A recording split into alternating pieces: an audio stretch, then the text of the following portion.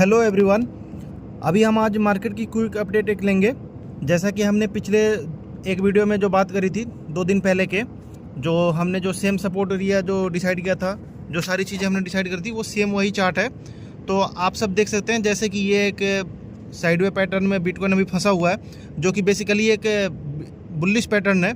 अगर सारी चीज़ें एज इट इज़ फंक्शनल और अच्छे तरीके से काम करती हैं तो यहाँ से बुलिश रिवर्सल हो सकता है। और जैसे देख सकते हैं ये एक रेंज बाउंड कंडीशन है अभी बिटकॉइन के लिए।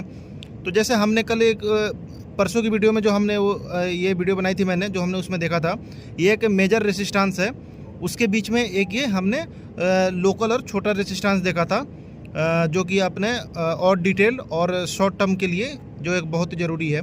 जैसे कि आप देख सकते हैं ये जो स्मॉल रेंज है, वहाँ से एक बार पहले ऑलरेडी बिटकॉइन वहाँ से रिजेक्शन ले चुका है, वहाँ उसे सपोर्ट नहीं मिल पाया था, वहाँ से रिजेक्ट होकर बिटकॉइन नीचे आया, फिर यहाँ से पंप होकर दोबारा गया। इस बार वहाँ सपोर्ट भी लिया था उसने, पर मार्केट कंडीशन की वजह से और लड़ाई जो चल रही थी उसकी वजह से वहाँ से सपोर्ट नहीं कर पाया, वहाँ से नीचे आया, फिर इस लाइन पर आया, कंसोलिडेट करते करते यहाँ से फिर सपोर्ट लेके ऊपर गया, फिर वहाँ से ऊपर नीचे करते हुए इस लाइन को ब्रेक करके जब ईरान की और इजराइल की मीटिंग, अमेरिका की जो मीटिंग चल रही थी इस्लामाबाद में, और जो बैकडोर मीटिंग होने लगी, उसके बाद यहाँ से फिर मार्केट ऊपर निकला और यहाँ प्रॉपर रेसिस्टेंस, इस रेसिस्टेंस को अब सपोर्ट बना लिया उसने।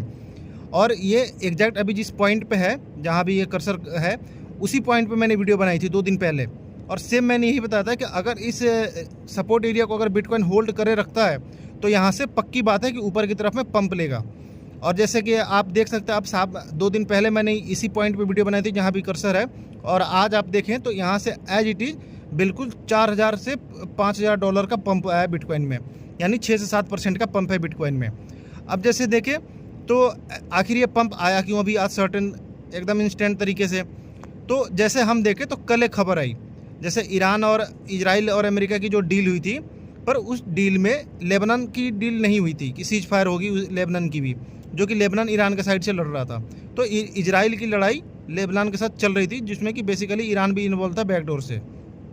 अब क्या हुआ, कल उनके बीच में खबर आई कि इजराइल और लेबनान के बीच में 10 दिनों के लिए सीज फायर डील हुई है।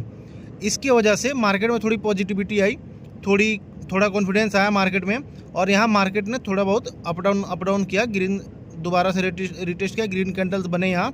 और आज खबर आती है कि जो स्ट्रेट ऑफ हॉर्मूज है, जो कि अभी सब जो पूरे वर्ल्ड का चौक पॉइंट अभी बना हुआ है, उसमें क्या हुआ कि ये उनकी डील हुई है। जो ईरान के फॉरेन मिनिस्टर हैं अराक्ची, उन्होंने अनाउंस किया कि स्ट्रेट ऑफ हॉर्मूज जो है, जब तक सीज फायर चल रहा है, जब तक के लिए स्ट्रेट ऑफ हॉर्मूज सारे कमर्शियल वेसल्स के लिए ओपन है। यानी जब तक सीज फायर का ड्यूरेशन है, जब तक के लिए स्ट्रेट ऑफ हॉर्मूज खुला हुआ है और यहाँ से सारी शिप्स पास होंगी। उसके बाद से मार्केट ने वहाँ से पॉजिटिव वे में लिया, और मार्केट यहाँ से ऑलमोस्ट 6% का पंप लिया मार्केट ने, और मार्केट अभी 78,000 पे ट्रेड कर रही। यहाँ 72,000 73,000 वाले सपोर्ट पे था। फिर यहाँ से मार्केट में जब पॉजिटिव न्यूज आई तो मार्केट यहाँ से अभी आप 78,000 वाले रेंज में है। तो मैंने उस दिन भी आपसे यही कहा था कि अभी मार्केट जो है, सारे फंडामेंटल्स, सारे बेसिक्स, सारी टेक्निकल एनालिसिस एक जगह पे है, और जो मार्केट अभी जो सेंटिमेंट ड्रिवन मार्केट हुआ है, जो हेडलाइन ड्रिवन मार्केट चल रहा है, उस चीज़ पे मार्केट अभी बहुत ज़्यादा रिएक्ट कर रहा है। पर दोस्तों इन सब के बीच में एक चीज़ देखें तो जो टेक्निकल्स हैं, जो बेसिक्स हैं, वो कभी फेल नहीं होते। टेक्निकल और बेसिक्स जो है मार्केट की, वो मार्केट कभी नहीं छोड़ती अपनी। और जैसा आपके सामने दिख रहा है कि ये हमने जब भी ये देखा था कि ये एक पेनेंट ट्रेंगल में बना हुआ है, और ये एक बेसिकली एक बुलिश पैटर्न है।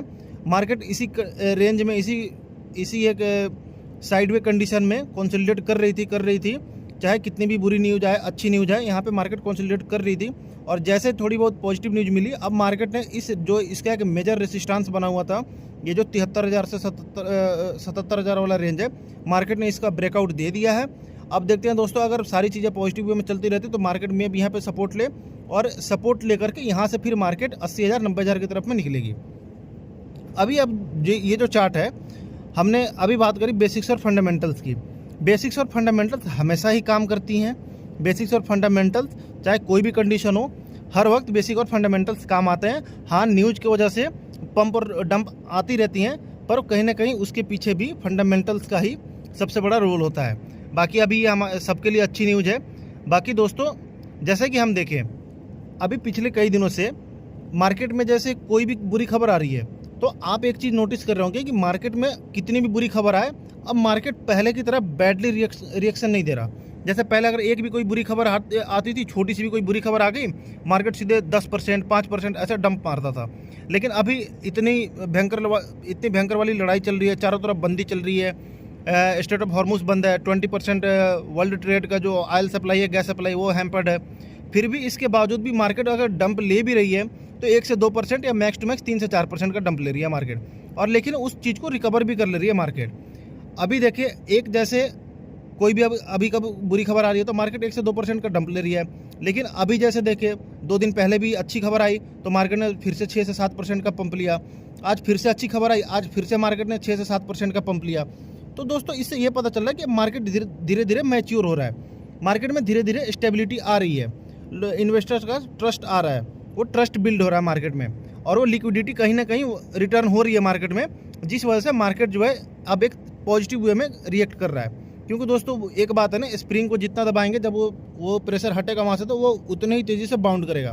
कहीं ना कहीं मार्केट में भी वही चल रहा है। बीटीसी में पिछले कई महीनों से बीटीसी डाउन ट्रेंड में चला जा रहा है, इसको कभी मैनिपुलेट किया जा रहा है, कभी बुरी खबर से मार्केट खुद से डंप हो रही है। सबका, इन्वेस्टर्स का, रिटेलर्स के, सबका भरोसा बिल्कुल हिल चुका था, सबका भरोसा डमाडोल हो चुका था। लेकिन अब धीरे धीरे मार्केट मैच्योर हो रही है, इस रेंज में मार्केट फंसी हुई है। और सबसे अच्छी बात है कि कितनी भी बुरी खबर आ रही है, मार्केट अब ज़्यादा डंप ले नहीं रही है, बल्कि अगर कोई पॉजिटिव न्यूज आती है उसके रिस्पॉन्स में मार्केट का पंप डंप के कंपेयर में ज़्यादा हो रहा है। तो ये एक सबसे अच्छी न्यूज़ है, और ये एक बहुत ही अच्छा पॉजिटिव साइन है कि हाँ, मार्केट में मैच्योरिटी वापस आ रही है, इन्वेस्टर्स का ट्रस्ट वापस हो रहा है, और यहाँ से आगे ग्रीनरी की पॉसिबिलिटीज के चांसेस बहुत ज़्यादा बढ़ रहे हैं। बाकी अब देखते हैं दोस्तों आने वाले टाइम में क्या होता है। अगर सब कुछ अच्छा रहा तो अभी जैसे आप देखें कि अभी सिर्फ सीज फायर की जब तक ड्यूरेशन है, यानी 21 अप्रैल तक की, उस दिन तक के लिए अगर इन्होंने स्ट्रेट ऑफ हॉर्मुज ओपन किया है तो मार्केट ने इतने अच्छे तरीके से रिस्पॉन्स दिया है। अगर इमेजिन करें कि ये परमानेंट अगर सीज फायर हो जाए, कोई डील हो जाती है, तो उस दिन मार्केट में कैसा पंप आएगा। उस दिन तो मैं खुद उम्मीद कर रहा हूँ कि कम से कम 10% का पंप बीटीसी में तो आएगा ही आएगा। बाकी देखते हैं क्या कंडीशन होती है, और बाकी हम सब यही उम्मीद कर रहे हैं, यही दुआ कर रहे हैं कि जो है इनके बीच में कोई डील हो जाए, कोई एक सॉल्यूशन तक पहुँचे जिससे कि ये चीज़ें ख़त्म हों। अभी जैसे ये इन सब के अलावा कल से खबर आ रही है मार्केट में कि एक कोई सेलिब्रिटी हैं जो डीजे और प्रोड्यूसर हैं, स्टीव आओकी, वो सिप टोकन में उनकी होल्डिंग थी 1.785 बिलियन की, 1.785 बिलियन सिप टोकन्स की होल्डिंग थी उनके पास में, जो कि ऑलमोस्ट $10,500 के आसपास थी। तो कल से खबर आ रही है कि उन्होंने अपनी सारी होल्डिंग सेल कर दी है। तो कहीं ना कहीं मार्केट में ये पैनिक न्यूज है कि एक कहीं सेलिब्रिटी ने सिप टोकन को सेल क्यों कर दिया। लेकिन दूसरी साइड में देखें तो ये न्यूज के बाद भी शिबा इनू में 5 से 10% का ऑलमोस्ट जो पंप आया। तो इससे क्या पता चलता है, जैसे देखिए दोस्तों कि शिबा इनू का मार्केट कैप अभी 2 से 3 बिलियन के डॉलर में कंसोलिडेट करते रहता है, या उसके रेंज में अभी। तो 10,500 के ऑलमोस्ट अगर कोई सेल ऑफ होता है तो इतने बड़े उसके प्राइस में कोई इम्पैक्ट नहीं आएगा। और बाकी रही बात जो सेलिब्रिटी भाई साहब हैं, तो इन्होंने सिर्फ शिबा इनू ने इनके जितने भी क्रिप्टो होल्डिंग से सभी को इन्होंने सेल कर दिया, और पूरे क्रिप्टो से इन्होंने संन्यास लेने का डिसाइड किया है। बाकी ये अपडेट है, बाकी जो भी कोई अपडेट आएगी मैं आपको अपडेट करता रहूँगा। तब तक के लिए ध्यान